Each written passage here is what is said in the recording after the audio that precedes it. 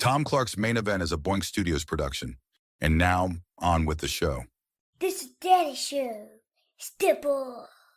Come on, won't you say it loud? Ayo, we gon' turn this out. Tom Clark's Main Event. Drop kick. What's up, kids? Welcome back to the program. This is my third start, actually. Technical difficulties abound. I'll have all this cleaned up on the audio version. You'll never know the difference. Trust me, you'll never know the difference. But in the meantime, welcome back to the show, kids. Episode 364 here, live and in living color. Happy Valentine's Day to you. I dressed up. I got a collar with a shirt on. I'm looking the part. I look good. I always look good. I always sound good. And I've got 3 guests lined up here today to celebrate Valentine's Day. Everybody brought candy. Hope you guys have been nice because we got those terrible little chalky hearts. Remember those things? I don't know what they're called. The sweetheart? I don't know what they're called.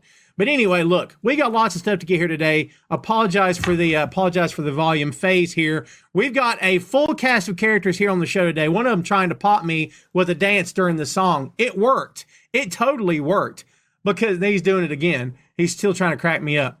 So now that we're past the nonsense from the beginning of Tom and his audio issues, bad day to invite new people to watch the show, isn't it?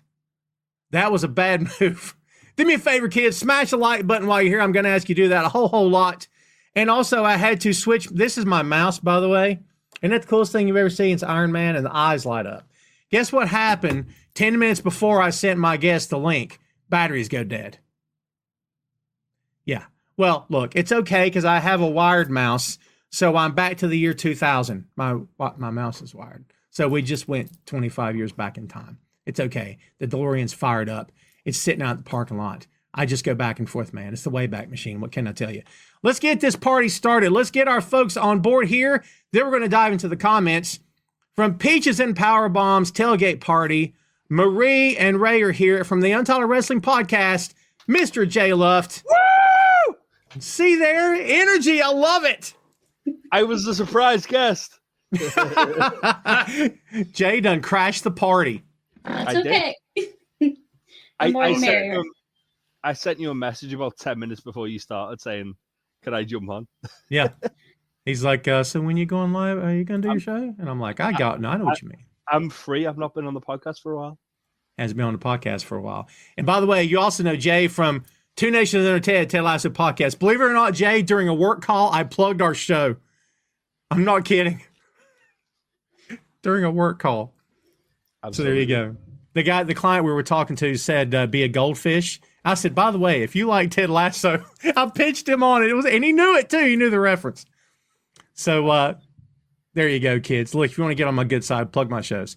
So look, we're going to put some comments up right here, but Ray has a hard out today. We're not going to make him wait all day here, folks. We got lots of stuff to talk about here today. Most of these comments are, I can't hear him. Is it just me? So we're not putting those comments up. My apologies for that. Also from Untitled Wrestling Podcast, Miss Faye Divine is here. Oh! JP is here saying hello to Shane and Faye. Those guys talk to each other. It's very awesome. Now we're going to skip past the comments. JP says, love the heart candies. Ugh. Let's see. Shane said Dollar Mart's making a fortune today. Oh, dude. I may have went out today to get flowers. I may have done it today. Anyway. 88 miles an hour. I like that Back to the Future reference. Well, guys, how's everybody doing? Thanks for joining the show as always. We've been planning this for a bit. It's our first real crossover. We've got 4 different podcasts represented, 5 different. There's a lot of podcasts represented just between the 4 of us. So yeah, thank you guys for jumping on board. So let's talk about AEW Grand Slam. Let's go around the horn. Marie, are you looking forward to this event? I mean, I've got thoughts about how it's been booked and the promotion of it. What do you think as we're getting into this here today? Yes and no. There's some things that I'm looking forward to, like Mariah May and Tony Storm. And then there's some things that are just kind of there. You know, it's AEW, and their booking week to week is not always the best. but their pay-per-view or their special shows, I guess you would say, this is not a pay-per-view, but it is a special show. They always deliver on those. So I'm going into it open-minded and optimistic. I like the way you think. I appreciate your positivity. Ray, match her positivity. What do you got? Whoa, that's tough. That's all I Compete can with say. her. I think it's going to be really good. Like she said, and we always agree on our show too. The show doesn't flow with AEW sometimes. So sometimes it's just week to week. You're just guessing what's going on, who's feuding with who, and why. But I am looking forward to Toni Storm. I'm really looking to see and feel the wrath of Holly Cameron. Oh, I love Holly Cameron. Oh my God. That's the highlight of my show, Holly Cameron. Love Holly Cameron. Jay, we need more Holly Cameron in our lives. Oh my gosh, feel the wrath of Harley Cameron. I am very excited about Harley versus Mercedes. I think Mercedes is gonna make Harley look like a megastar in that match, and that's the objective. Tony and Mariah is gonna be incredible. We haven't mentioned Buddy and Okada, which, I mean, for me, that's like a dream match. Like, I know they've done it once in New Japan. Give these guys time; they're gonna steal a show. Even Mox and Claudio versus Jay White and Cope in the street fight, that'll be silly. It'll be really fun. Hopefully, it will plant the seed more for Jay White to dethrone Mox. That's what I want. Whether it happens, I don't know, but let's see. Yeah, I agree. It's still weird seeing Jay White getting pop and making out like he's a good guy when everybody on this panel and everybody watching knows that he's going to bury that knife so deep in Cope's back, the blade's going to come right out the front of his chest. I'm just saying. I'm here for it. Jay White's a proper villain, and he should be a proper villain. That's his lot in life. It's what he's really good at. He was born to be a heel just as much as Roddy Piper was. So, yeah, I'm absolutely here for it. Well, let's dive into the card here, guys. And kids, if you will, as you're watching, please smash the like button. And if you will, share this show on your feed. I got 2 other podcasts, and I've shared it there. And if everybody else would do that on your own personal feeds, that would be great. So, kids, much thanks to you, and sorry for the technical issues starting out. At the very least, you got to see all of this. And so your Valentine's Day was set. Someone told me, I may have said on the show last week, well, look, she's already got me. What more does she want? Candy, flowers, pale in comparison to me. Before everybody starts laughing. Let's get to the card here. Let's kick off with Mercedes and Harley. Marie, let's start back with you. What? Go ahead. What do you got? Well, I'm going to be honest, and I'm probably going to get booted off of this podcast, but I'm ready with a button. You can go ahead. I don't like it's not entertaining it's not my flavor of entertainment with the little puppet and all that kind of stuff. But I'm not saying she's not talented and that the match isn't going to be good. It's just not my thing. And I'm not saying she should be kicked out of wrestling forever like everybody else. So it is for somebody, but it's not my thing. So I don't really get it. But I'm not saying she's not talented. And, she's being herself. And that's always a good thing. So I think it's going to be great, the match itself. So I don't know who's going to win, though. I appreciate your honesty. That's up in the air. Yeah, I appreciate your honesty. Here's what I'll say about Holly real quick. You guys remember when Candice Michelle, and she was the GoDaddy model, and all she did, remember she did that twirl? She just spun around in a circle. And after 3 months of the twirl, I said, I'm so over this. I cannot believe we're going to strip her half naked and have her do a twirl. I'm so over this. And then she learned how to work. And brother, let me tell you, after you guys know, God, she got very good. And I was so impressed. I'm like, Candice is killing it, man. I became Candice's biggest fan after that. Like, there's the same Trish wanted to work. They didn't want to train her, as the story goes, supposedly. They just wanted her to be eye candy, for lack of a better word. She wanted to work. And, buddy, imagine if she didn't take that initiative, right? Look where we'd be. So, Ray, what do you think about Harley versus Mercedes here? Again, feel the wrath. How do you not like this character? I'm with Team J on this. She's amazing. I love the puppet. If she had another puppet with different hair, I'd be with that. Like the two puppets talking to each other. Oh my God. I'm predicting the upset. I'm going full Holly Cameron here. I think she's going to some way, somehow win that belt. Are you serious? You're predicting the upset. I'm predicting the major upset. And it'll be a huge upset, but she's got so much momentum and she's getting over like crazy. Like, time to feel the wrath. That's crazy. Shane says, remember when Paul Ellering had the puppet? We don't talk about that, Shane. We don't talk about that. I appreciate you. Jay, what do you think? Feel the wrath of Harley Cameron. No, I think Mercedes wins, but one thing that we've not really mentioned is that Mercedes has been mentoring Harley. So I think Mercedes is going to make Harley look like a megastar in this match. Mercedes absolutely wins.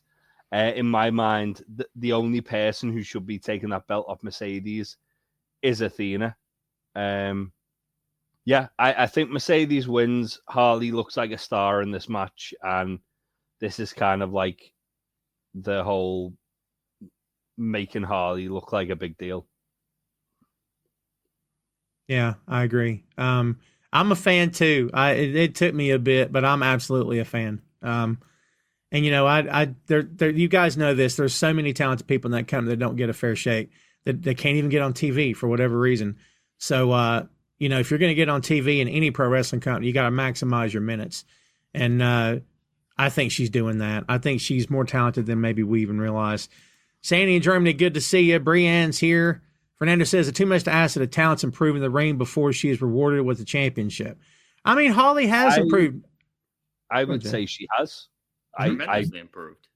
I think, like, from her first match to now, every time we see her, she looks better. Mm-hmm. And I agree she might not be there as far as giving her a title shot, but also they're in Australia. She's good enough, and she's being mentored by the person she's wrestling, that they'll hide those kind of like discrepancies. Yeah, covering up. Cover up deficiencies. That makes sense. So, well, look, I think Mercedes is going over too. But to Fernando's point, you know, we often talk about talents getting built up to a moment and everything. And look, to his point, whoever beats Mercedes, it'll be somebody special. We talked last week about Cody and everything, and it's like, well, look, who's going to beat Cody? Better be somebody special. You don't throw away that change. Not for Cody Rhodes. I don't think you throw it away from Mercedes either. It's got to be somebody that's. I think it's the next person. And if they were to do it just because it's the flavor of the moment, probably not a good move. So I still think Athena. I think Athena might be the right choice. Athena is the most logical person for me. Marie, we've got you back. She's defending it Saturday, right? The ROH title? She's defending the ROH title against Alex Windsor on Saturday. I think all in, Athena's from Texas. It's in Texas. Big name Texas wrestler wrestling Mercedes. Potentially dethroning her. Makes the most sense to me. That's big. That is huge. See, Robbie says, I applaud AEW for having special events like Battle of the Belts and Grand Slam for those of us who can't afford pay-per-views. I agree with that. As for females who were goofy before getting over with the crowd, there was a woman at NXT in its early years who just skipped around the ring until we got sick of her. And you're talking about the man. You're talking about Lynch, right? Lynch doing that stupid Irish dance and whatnot. Look at Bayley. She was like just dancing around, and then she got over enough that she become like someone who should be women's champion. Yep, she'd be her. Yeah. I think with Harley, the thing is that they did that on Dynamite this week, the whole promo where she like kind of like stopped messing around and just went, I'm serious now. I respect Mercedes. Mercedes is the best women's wrestler in the world. I do not take this opportunity for granted. I'm going to give her my all. And I think even though I wouldn't say that is enough to kind of go, oh yeah, this now means it's serious. It's enough to kind of go, well, yeah, Harley realizes how important this match is. I agree with that. I got to be honest with you, man. The longer we go with Mercedes, I think Athena's the only one left. Is there anyone left? It's got to be. Man, alive. Yeah, I'm thinking. Yeah, there's really nobody left. Yeah, because if Stat can't take it, and if Stat could probably, like, third time around take it. Willow could in a rematch. Megan Bain, another good shout. But I think for me, Athena's like the one. Yeah. Yeah. Makes She's sense. doing a Roman Reigns right now. She's undefeated. She hasn't lost that belt in, oh my God. Billy Starks might be a good shout as well, to be fair. The whole thing with it's so. I mean, look, can we be honest? If this Athena gimmick were on mainstream AEW Dynamite every week, I think it would have been shot full of holes by fans all over the planet. But because it's fairly hidden on Ring of Honor, this whole thing with Billy and she falls for it and she doesn't fall for it and she turns and she comes back and then she kicks the other one out. If this were mainstream weekly TV, people would be like, all right, that's enough. Let's move on. You know what I mean? I'm gonna throw something out for you here, which might surprise you. Remember when Asuka was called up to main roster?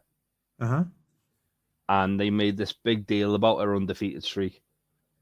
True. And then she got to WrestleMania, and don't worry about that. Yeah, no, don't worry about that. But if they do it that way, where it's like Athena's not been beaten in like 2 years, and that's the crux. That's like, okay, Mercedes, you've had that belt for over a year. I've not been beaten in 2 years. Let's see who the best women's wrestler is. And they do title versus title. Like that's really compelling for me. I agree with that. Yeah, I agree with that. And I like everybody involved. I'm just, that angle for me is like, all right, I want to move on now. But like, look, it's to the point where nobody can beat Mercedes. It's to the point nobody can beat Athena. So I think one-on-one would make a lot of sense, actually. So I'm with that too. If it's not Athena, it should be Toni Storm. Yeah, that makes sense too. Let's move on, and hopefully we'll get Marie back up and running here. So Jay White is awesome. And I messaged Jay, and shout out to Joe Higgins, by the way. But I messaged you guys privately and called out what Jay White called the Death Riders. We'll keep it clean here. But when he called him what he called him on Dynamite, I popped because it got past me. And then I said, oh, God, no. So anyway, I quite enjoyed that. I missed it. Can you give me, like, what did he say? Oh, no, I can't. I'm not saying it. What did it rhyme with? I mean, to be fair, you could probably say it without it causing too much trouble. Sure. Well, it's the Death Riders, except he didn't say the word death. He just used the first initial. He used he called them the D Riders. Oh, okay. Okay. And I got you. He just kept going. Nobody cracked up. They just kept going. And I'm watching it. No one even acknowledged it. Okay. Even Cope was just like, oh, okay. Wow. I watched the promo and he kept going. I was like, oh, wait a minute. Oh, and then it hit me, but it took like 30 seconds or something. Oh, my God. Jay's so great. Dude, Jay can cut a promo and he just got that way about him where he will cut you in half. Switchblade, no pun intended. He will cut you in half. And like, I remember back in the day, Ole Anderson cutting his promo where he's like talking about what the Horsemen are going to do. And he's out of breath. It's after a match. And he's like, I'm not going to yell. I'm not going to holler. I'm just going to tell you we're the best in this company. We're the best in the world. And we're going to hurt you next week. And I'm like, best promo ever, because he doesn't have to do, let me tell you something, brother. So that's what Jay White is as well. So, he's great. Yeah, Jay White and Cope. I'll never get over that. No. can't cope. He can't cope cope. with the cope. Mighty. I'm okay with it. Are you okay with it, man? Jay's the voice of reason today. Right. So the thing is, like, obviously, in a wrestling standpoint, he's always been either Edge or Adam Copeland. Yeah. But when he's been like, I've got a T-shirt that I got from a Pro Wrestling Crate like years, like while he was still in WWE, and it was like Cope and Christian, Wild Ride or whatever. It was like a Bill and Ted T-shirt. I was like, people obviously call him Cope because it's short for Copeland. Mm. It's just weird that he's not like brought it into the wrestling thing, and yeah, whatever. It doesn't bother me that much. It's the same as Mox, isn't it? Let's be honest. Okay, well, if you're gonna do that, Yeah, it is. All right. Same. How dare you back me in the corner and make sense with your logic? So I'm here with the logic. He's here with the logic. If Joe were here, it'd be illogic. He'd admit to that too. Joe would back me up. He probably would. Yeah. Or He probably would. Me. I don't know. It's Joe. He probably should. We never can tell with Joe. I miss Joe. Why didn't I invite Joe? Joe's got life. That's why he's off doing. Joe's busy tonight. To be fair, Well, there you go.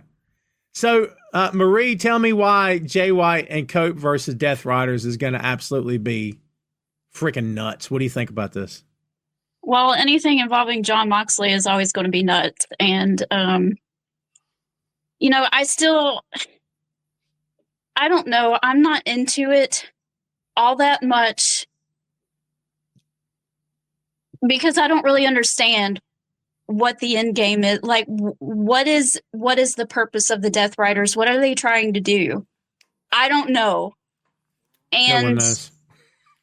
I'm having trouble, like, being invested in it because I don't know what to be invested in. It's just really difficult. But just from a purely wrestling, no storyline type of thing, it's going to be a really fun match. So I don't want to, dog on it too much because it's always chaos when Jon Moxley's involved.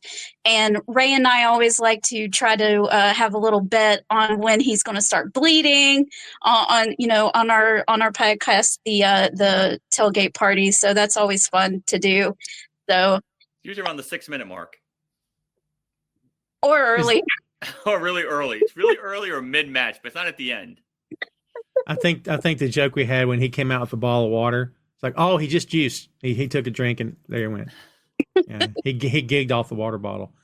Ray, to everybody's point here, this one should be a crazy one. What do you think about this? I'm looking forward to it. Love Jay White. I agree with you 100%. I'm waiting for that knife that he has in his back pocket to come out and stab Copeland in the back. Yeah, he's going to. Yeah. He's going to. It's so inevitable. Yeah. And it's going to be right when Edge either wins the belt or is about to win the belt. Yeah.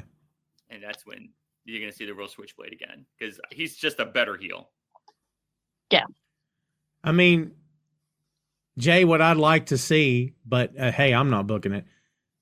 I mean, Copeland's been around for a long time. It'd be great, like if the moment came that they kind of have a stare down, that he just gets him out and says, "Look, you and I both know you're going to stab me in the back. You're called Switchblade for crying out loud. I've seen your work in Japan." Instead of doing that, let's just go ahead and have a match. You know what I mean? Would that take too much of the wind out of the sails? What do you think? It wouldn't be as fun. I've been trying to take the fun away. Yeah, you're taking the knife out of his pocket. He's got to throw it in the garbage now. I'm just, as a veteran, why would Adam fall for it? I'm just saying. So here's my logic on it. There's two roads they can go down here. Either Adam loses at Revolution, and then Jay White can dethrone Mox at Double or Nothing. Alternatively, Adam wins at Revolution, and Christian Cage cashes in on Adam and wins the belt. Yeah, and that's what I want. And when does Jay White get involved?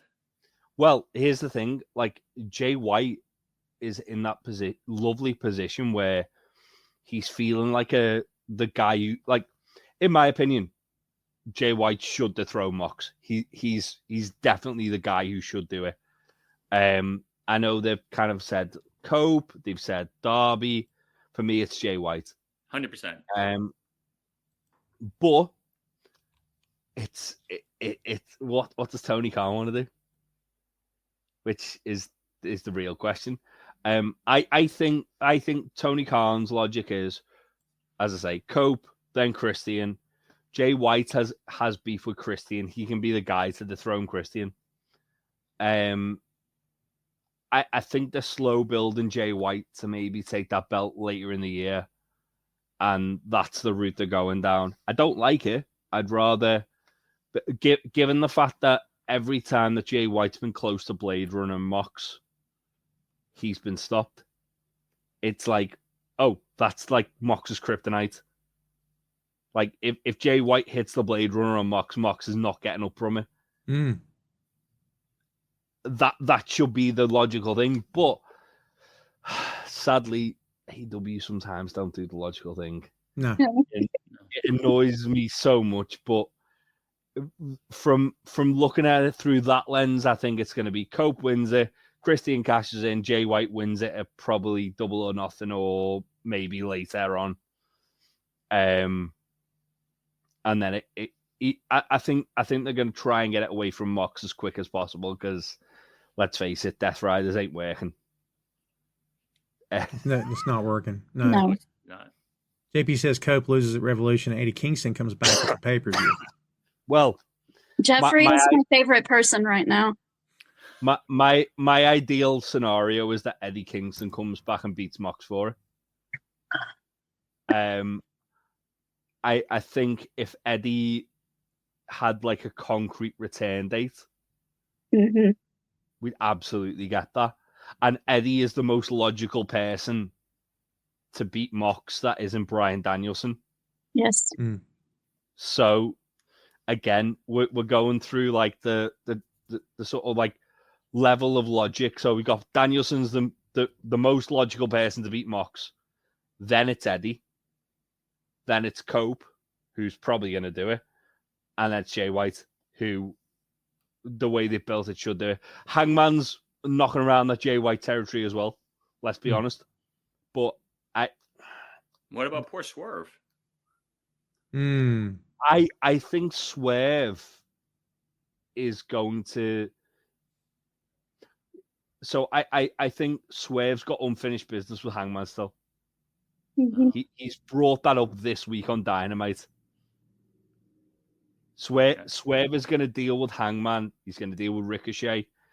He needs to get his distractions out the way with before he wins his title back. Right. And I can see a world where Hangman beats Mox for the title and Swerve just like shows up and is like, remember me?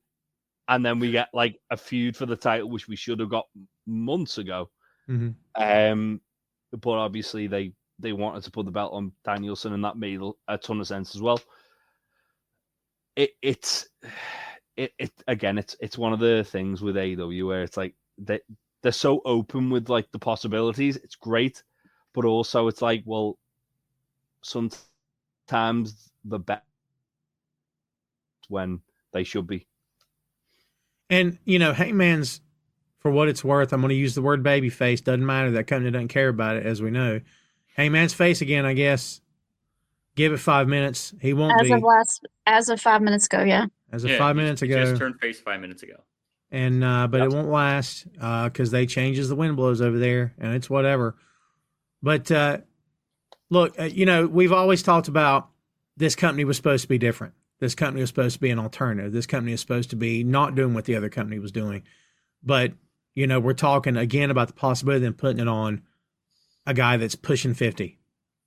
And it's like, yeah, but there's Darby, there's Orange, there's Will Hobbs, there's homegrown talent. You're still not going to. That's the challenge here, guys, is that they just, for whatever reason, like I can tell you for sure that the guys who was his first three champions? It was Jericho, Moxley, Omega, Hangman. Yeah. Yeah. And Hangman's the only one below 30, wasn't he? Yeah. Well, he absolutely one of those guys to be his world champion, obviously. But, does Christian need to be AEW World Champion in 2025? I love Christian, but so I know that one thing that was mentioned was obviously like lineage, where it's like Danielson winning it off Swerve. That they did that because they wanted Bryan Danielson to be in the lineage of that belt. yeah. So that's why I think Cope wins it, Christian wins it. It gets these like legends in the lineage of the belt, and it makes the belt feel more important. Christian Cage is Father of the Year. He absolutely my father. But yeah, it doesn't need to be a long reign. That's the most important point to make here. Yeah. It like look at Samoa Joe. Samoa Joe had it for what, like 2.5, 3 months? Yeah. And it felt like an important reign. It did. It didn't need to be a long reign, and it wasn't. I think that's what AEW wants to do with these guys, where they give it to them for a couple of months, and then it's like, oh yeah, they're part of the lineage now. Now, when you look at the people who've held this belt and you talk about how important this belt is, you've got Bryan Danielson, you've got Christian Cage, you've got John Moxley, you've got Chris Jericho, you've got Adam Copeland. And it doesn't need to be a long reign. It's people who've held that belt. And one day, Adam Cole. One day, Adam Cole. Well, I don't know when, because God, one day it'll one happen. Day. But we're all just getting humor older. Me, one day. We're all just getting older. Just go with it, Jay. Just go with it. One day. Oh, right. I really want to, but his stock's so low right now. I really want to. Yeah. It's nah. Well, to your point, the IWGP. I was gonna say I'd soon rather Eddie Kingston before Adam Cole. Oh. As long as he gets it. I don't care when he gets it. Eddie can win it first. I just want Adam to get it at some point. Eddie is who I think should dethrone Mox. That's fine. But down the road, Cole's got to get it. They don't do it so much. I'm glad you agree with me. Thank you. They don't do it now, but the IWGP World Championship, that was what they're calling that belt now. But the IWGP Championship, as you know, before every title defense on their big screen, they would go through every single champion they've had on the big screen. And Lesnar's picture was up there, and a multitude of Japanese wrestlers and American-born wrestlers. They were all up there for everybody to see. And you could just hear the crowd randomly pop and applaud. So you're right about the lineage. I don't know. There's just part of me. It's like, let's go, man. Orange. You could argue that Orange was never hotter than he was during that international championship run, and now he's. That's fair. When Orange challenged Mox, he should have dethroned Mox. He was the hottest he ever will be. Yeah. But to be fair, back to the Christian point, Tom, is that Christian is probably AEW's only true heel right now. He is truly despicable, and he's doing an amazing job. Some of his best work he's ever done. That's so true. Why wouldn't you want to put your hottest heel, your best heel, right up there in the main point of your show with the belt? I don't know. For me, the answer is different than other people. I like him a lot. When I look at him, do I see this is somebody that's I'm going to say move the needle, but maybe that doesn't matter anymore. They've got their TV and the streaming deal, so who cares? But, I mean, just to be honest, they got what they needed, but. Is Orange Cassidy going to do that? He can't lift the needle. I mean, but how old is Orange compared to Christian? Orange has got a lot more years on him than Christian does. I mean, ahead of him. Christian's what, 63, 64? He's up there. He's up there. Yeah, I agree with Tom. Like, what is he doing with Christian as champion? Unless it's just an interim thing. I think he can really help make somebody though. It'll be like a month or two tops. Yeah. That's fine. Just to be able to say they had it. Yeah. Again, the thing is, there's a couple of ways they can do it. Like I've said, obviously, Cope wins it. Christian cashes in on Cope. Darby could win it, and then Christian cashes in on Darby, and then Cope beats Christian, and then whoever beats Cope. I think it's gonna be a lot, not so much like Hot Shot, but like it could be some shorter reigns, and then probably whoever gets out the end of those shorter reigns will hold it for a while. Yeah, that's a good point. See, with AEW, they've always been having, besides there's been one or two exceptions, like with Samoa Joe, but the majority of the champions have had the title for a long period of time. So we're automatically assumed that every champion is going to have the title for 6 months, and that doesn't necessarily have to be the case.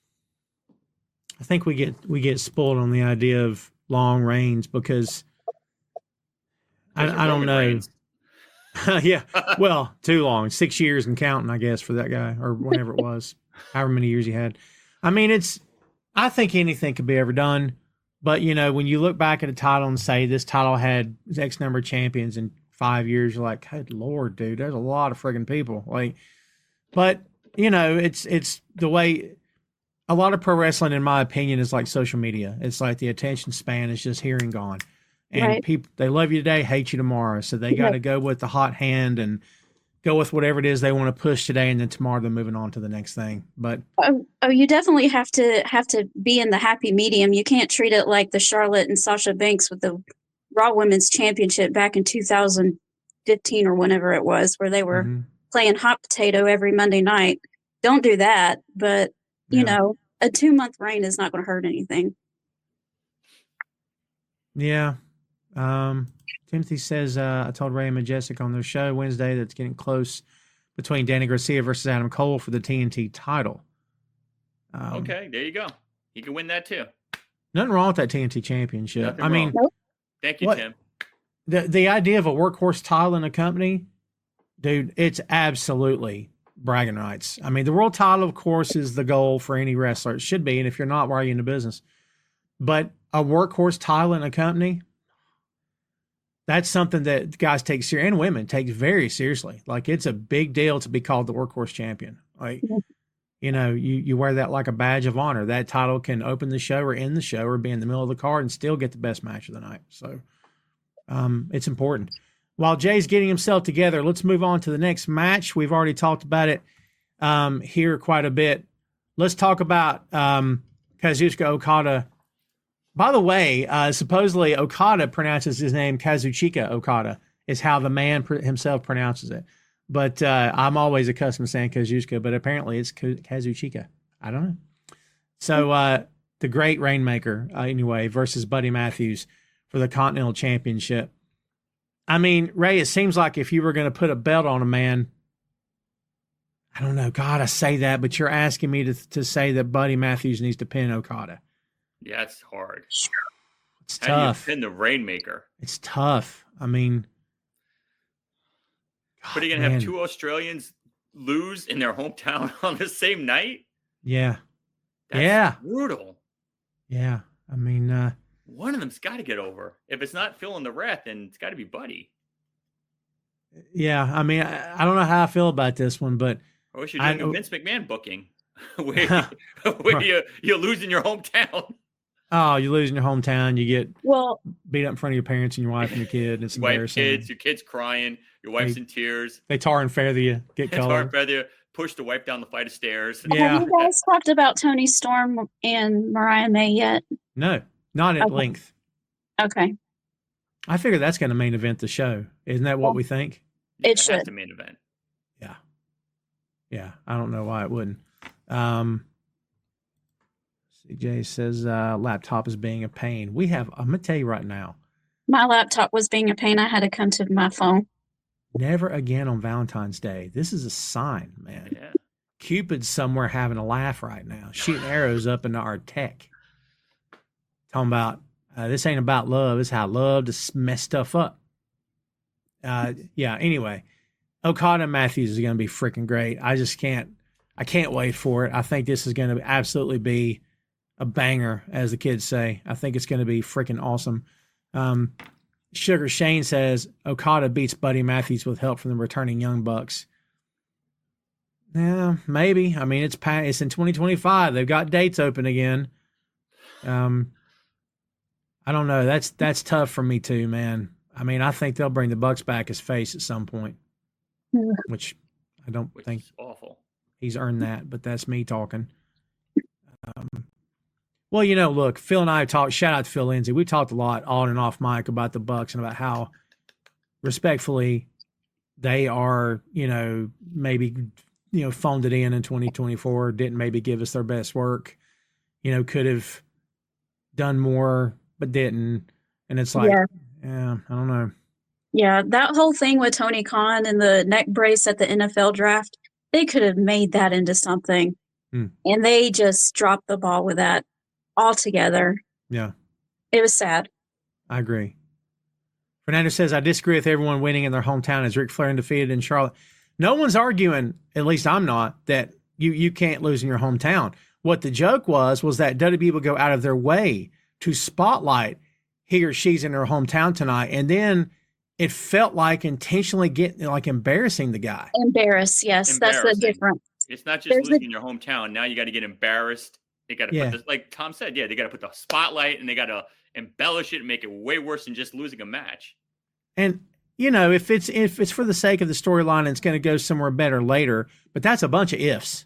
Like, we know that guy booked for weird reasons, and we don't have to talk about him because I hate talking about that guy at this point. Like, I don't, everybody gets their day and to answer for things, but look, like in court. I ain't gonna talk anymore about it. I got nothing good to say about that dude. So, well, in a perfect world, we would want Buddy Matthews to win, of course, but they have already done this groundwork of working towards Kenny Omega versus Okada. Yeah. At All In. I kind of want Okada to keep that title for that match, so I wouldn't want him to lose it yet. So, but I don't know. I wouldn't be upset. Let's put it that way, because no matter what, Kenny Omega versus Okada is always going to be a huge deal. But that it would up it a notch if Okada had the title. But you know what? It's fine either way. You're right, but I'm with you. I think he should keep it. Matthews win to promote the new team without Black, the Hounds of Hell is what they're calling it. Yeah, I'm with you, Maria. I think he should hang on to the titles. So Omega, but I think we're going to get Omega versus Ospreay first at some point. But I could be wrong. Hopefully Jay will be back with us soon because we didn't get his thoughts here on Okada and Buddy Matthews. But I know that, Ray, you got a hard out in about 20 minutes. 20 minutes. So let's talk about Will Ospreay and Kenny Omega versus the Dawn Callis family of Kyle Fletcher and Konosuke Takeshita. So another banger. This thing should be off the charts. If you had a friend that didn't care about pro wrestling, this is probably a match I'd have them watch because there's so much talent in this match. And it'd be like, look, if you don't like pro wrestling, just give this match a chance because, God, these guys are so good. They're so good. And Fletcher has gotten exponentially better over the past 2 years. It's crazy. Takeshita is absolutely, if you watched any of his stuff in Japan, he is on another level. And I hate that catchphrase, but man, it's so true. He was the highlight of the G1 last year. I mean, obvious he was the highlight last year. He's so freaking good. But Marie, this is going to be awesome. We know Ospreay and Omega are not going to get along forever, and it's going to go south. That's what okay. do you think about this? It is okay. Yeah, I love it because it wouldn't be fun if there was no animosity in pro wrestling. We can't all be buddy all the time. Anyway, my goodness, Kyle Fletcher. If anyone deserves the title breakout star of 2024, it would be Kyle Fletcher. I didn't know too much about him when he first came in, and he had this like bro beach blonde hair that looked straight out of, the surf or something. I don't know. He looked like a bro dude to me, and I was just like, okay, whatever. But he has just come into his own and really surprised me with his body of work, and he's awesome. I love him. And Will Ospreay, I like him too. And I see Kenny Omega and Will Ospreay winning this match. And but the Don Callis family, Takeshita and Fletcher, they're gonna put up a fight, and it's gonna be great. And I can't wait. Well, look, when he was with Mark Davis and Aussie Open in New Japan, they were so good. It was so much fun watching them as a tag team. Like, big guys get over in Japan really well. So, when Mark Davis came in. Whew. By the way, when they announced that Mark Davis was now a member of the Don Callis family and then had him straight up lose, I was not a fan of that. I thought that was the wrong move.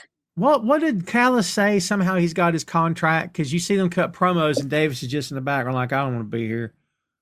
I don't like this. This ain't for me. But they're making him do it or something. I don't know. It was horrible. Yeah, it's half-hearted in my opinion. It's half something else too. I'm not feeling it. Not feeling it. So, Jay, we skipped over Okada and Matthews. Gosh. I begged the guys to let us wait, and they said, we don't care nothing about no Jay. Just keep going. I said, fine, all right. So I'll just say lies. It could be match of the year. It could be match of the year. I am more excited about that match than I am about most other matches in wrestling right now. I think it's going to be fantastic. We were saying that we were right there with you. There's one more we'll probably talk about in a moment. I'm sure. That's definitely up there. Do you have Ospreay and Omega beating the Dawn Callis family, Jay? No, I think the Don Callis Really? Okay. They need to make it compelling for Takeshita and Omega and Ospreay and Fletcher to wrestle again, and having the Don Callis family win that match certainly does that. That's a good point. That's a good point. Because I think we're gonna get like those two singles matches at Revolution. Ospreay and Fletcher are 1-1. Takeshita is not, as far as I'm aware, not lost to Omega at all. Why would you have him lose to Omega before the singles match? That makes a lot of sense, because right now, besides them two, the Don Callis family does not look all that great. We have Mark Davis losing his first match in. We have Brian Cage and Lance Archer losing every single match that they're ever in, ever. And they're about to be beaten into oblivion by the Hurt Syndicate. And then if they lose that match, it's over for Don Callis and his little family, and they will never recover. So I will say yes to that. Let's see what goes on with Trent when he finally comes back. But I think let's be honest, that the Don Callis family, it's all about Takeshita and Fletcher, isn't it? They're the two stars. It is. Archer and Cage are just there to give them something to do, and also they look like badasses even if they lose. And I hate to say it, but yeah, it feels like they just didn't have anything for them to do, so they just put them in there. That'd be tag team booking 101. And they look so bored. They look bored. They're one of those like heel tag teams that can just have a match with the champions, lose, and then they'll show up against someone else and lose, and it is fine. It is what it is. That's the role they've got. I mean, Murder Machine versus Hertz, I think it's going to be fun, isn't it? Little hoss fight. Yeah, I'm up for that. The crowd chanting. I'll enjoy it. I love the Hertz. So, Ray, I see you sitting up there looking, and I know what you're thinking. That Ospreay and Omega may have the same ending that Mox and Jay White are going to have. Not Mox, but Jay White and Cope are going to have. Is this thing going to end with one guy, or are they just going to still remain baby faces and be okay with each other later? You're reading my mind. Yeah. There were two knives. One Jay's has in his pocket. The other one Kenny Omega has. He's about to blast Ospreay. You would see Kenny stabbing Ospreay in the back. Really? Ospreay already stabbed Omega. Ospreay was already a heel for a long time. He's a white hot face right now. You can't have Ospreay turn heel now. I think it's just not meant to be. You can't turn Kenny Omega right now either. I think with Kenny coming back from like what he was out with, there's no way you can turn him heel. But you can't turn Ospreay heel. You don't have to have a heel or a baby face in that match. I think people are just going to enjoy it for what it is. But yeah, if you're asking me who's going to win this match, definitely going Don Callis family, because it's you can win any way, right? It's anything goes. So last time I checked, 5 versus 2, some way somehow those guys are going to interfere some way somehow and cost them. I mean, this might just be an English thing, but for me, I'd say that Ospreay's the more dislikable than Kenny.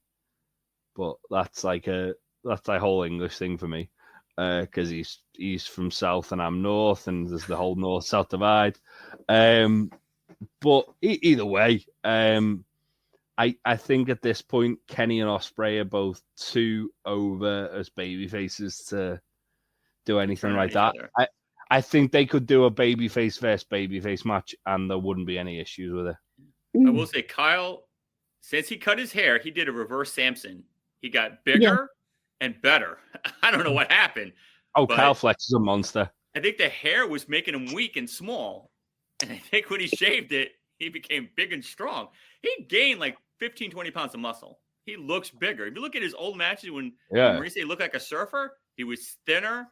He didn't have any charisma to him. All of a sudden, man, wherever he went to, get his hair cut, Lemon Tree or Clipper Kings, they hooked him up because he looks like a different person. I'm like, wow. He went to great cuts. That's he went super cuts. Super cuts. Now it's super power cuts. Super power cuts. Jeez. Super power cuts. They got now, look how big Kyle is. Kyle's the man. Awesome. He's great. He's fantastic. I hope he wins actual proper AEW singles belt this year. Yeah. I know. Obviously, he had the ROH TV title, but that doesn't really count, does it? No. I hope he wins either the TNT title or the international title. Yeah. He's awesome. He's so good. He is. Well, look, we keep saying international, didn't they? Is it international? It is still international, isn't it? It's the one Takeshi is murdering people for. That's right. Yeah. I was recalling it was one's international, one's Continental Classic champion. It was All Atlantic. That's Okada. Yeah. Didn't they call it All Atlantic champion at one point? Yeah, they did. That was the introductory title of the belt. Yeah. Well, look, we got one match left, kids. It's the main event. Mariah May versus Toni Storm. Luther's back. I think Luther's going to stab Tony in the back. Just my opinion. A lot of backstabbing here. A lot of knives in Australia. Yeah. It's the day of love. It's the day of loving to stab people in the back. I don't know. I mean, if you want me to go into the UK's relationship with Australia, it was like a prison colony. So yeah, there'll probably be a lot of knives there. Wow, that got deep, didn't it? That's a take. I'm telling you. That's where we sent the prisoners to. I'm here for it. That's all I'm saying. Well, and you have to be ruthless to deal with all of those really dangerous animals that they have just roaming into their house on a daily basis. Absolutely. You can't deal with a funnel web spider without stabbing the shit out of it. So, sorry, I swore. Language! Yeah. It's the only way to deal with a funnel web spider. I apologize. Sure. But yeah, I think this might possibly be the match of the night. Got a lot to live up to. I don't see a Luther turn. I don't see that either. I see that Mariah wins by some kind of shenanigans. And I think as well, that we're at the point with the Tony and Mariah thing where it could be one of the best storylines of all time. Yeah. Yeah. So I wouldn't end it here. No, you can't end it. The story's fantastic.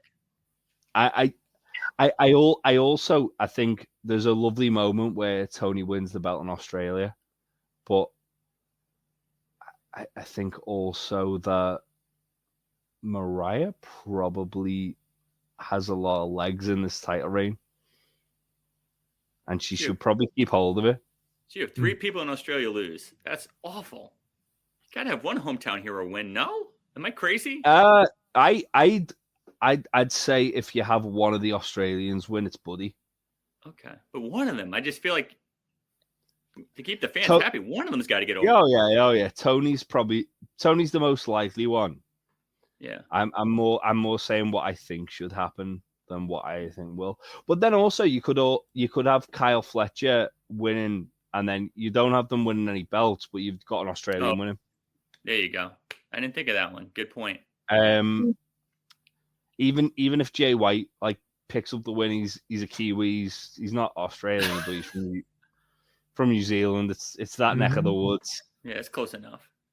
Yeah. But it's like when Drew McIntyre wins in the UK. Exactly. Usually he wins in England, and we don't care about Scotland. We're England. I like how Jay's throwing shade at these other nations. That's really wonderful. I'm just causing international incidents. I'm just saying, international chaos here on Tom Clark's Main Event. So, well, kids, that's the matches. There's nothing else that at this moment. This will be on, prime time, as they say, and you ain't got to pay for it. As long as you got access to some kind of streamer here, you can watch it. We're gonna watch it. The streaming on Max too, I assume. Yeah, it's not just TBS. Oh yeah. So it's on TBS and Max. Yeah. Oh wow. So wonderful. That Max pays for itself, man. Especially with the pay-per-views from this company, it pays for itself. Yeah. And it's still very affordable in the States. So Triller far. in the UK. So far. The Triller, yeah. Tom, are eggs still a quarter by you? Oh, they're down to 19 cents now. Oh, great. Okay. Fantastic. He told us, didn't he? And he did it. Yeah, he did it. They did it. That's all I'll do for that. But Chat are saying it's on TNT, not TBS. What's that? Chat are saying it's on TNT, not TBS. Oh, there you go. Yeah. I don't know. I don't have any of these channels over in my Savage Island. Your Savage Island that's hating all the other islands around it. Jeez. We have Triller. Oh, don't get me started on Scotland, Ray. Oh. We'll be here all night. All night. Well, kids, there you have it. There's in the podcast with me. There's an hour of which 10 minutes were all tech issues by everybody here except Ray. Yep. So you're welcome. Thank you. And look, sorry we didn't get to a lot of comments here today, kids. A lot of people are out celebrating Valentine's Day because it's important. Anyway, that's all I got for you. Yeah. I don't care. I don't care if no one pops over that. It's fine. It's my joke. I'm going to use it. So, folks, this is what I got for you. Hope you guys enjoyed the show tomorrow. Everybody, please check it out. Thanks for watching today. Before we get out of here, Jay, let's start with you. Where can people find you on the internets? I am part of the Untitled Wrestling Podcast. We haven't put anything out for a couple of weeks, but we are going to be recording quite a lot in the next couple of weeks. Just life got in the way, so we weren't able to do that. I'm also part of Two Nations Under Ted with you, Tom. We are going to be starting another podcast soon, but that's still in the planning phase. But if you like Ted Lasso and you've watched the show, or you're planning on watching the show, watch it and listen to us talk about it, because it's very fun. That's pretty much everything. I agree with everything Jay said, by the way. So, Marie, let's throw it to you. All right. I'm on a podcast called Peaches and Powerbombs, and we're on either on Tuesdays or Thursdays, somewhere around 8 p.m. Eastern. I'm on another show as well, but I will let my co-host tell you all about that. We have a little funny show on Wednesdays called The Tailgate Party, which is a AEW preview. Lots of jokes. We take turns. One of us is usually hot with the jokes. Last week was Marie. I have to, find my writer and get my jokes in so I could come back next week. But it's every Wednesday, 4:30. Well, there you have it, kids. Guys, don't go anywhere. I appreciate you very much. And thanks again, as always, for joining. All right. And there we go, folks. And look, you guys know where I'm at. Tom Clark's Main Event, Tom Clark's 6M Podcast, and Two Nations Under Ted. a Ted Lasso podcast. We didn't get to do this at any point during the show, but since there's still some folks hanging around, and I know how you guys love to watch ads, do me a favor and please check this out. Boink Studios is the home of Tom Clark's main event, Tom Clark's 6M podcast, and Two Nations Under Ted, a Ted Lasso podcast. Visit the site today for links to every podcast platform, social media, special announcements, and a lot more. Check out the site and bookmark today, boinkstudios.com. There you go, kids. There's your one and only ad for the day. Thanks again for tuning in, folks. I'm going to go start my weekend. I'm going to work all weekend, but it's okay. Man, baby needs a new pair of shoes. What can I tell you? So got to do what you got to do. Folks, thanks so much for tuning in. We appreciate you very much. Episode 364 in the books. Stay tuned for a lot more coming your way. We should be here a week from today. If anything were to come up, we will absolutely let you know, but everything should be kosher and good to go in the meantime. Kids, do me a favor. Have a great Valentine's Day. Go enjoy it, because why not? Have a great weekend. Enjoy some AEW Grand Slam Australia tomorrow. We hope you appreciate it. Thanks as much as always to my guests for tuning in, for joining us here today, and for you good folks at home for tuning in. Again, we very much appreciate it. Kids, have a good one. Thanks for tuning in. We'll see you in a week. Take care, kids. See you soon.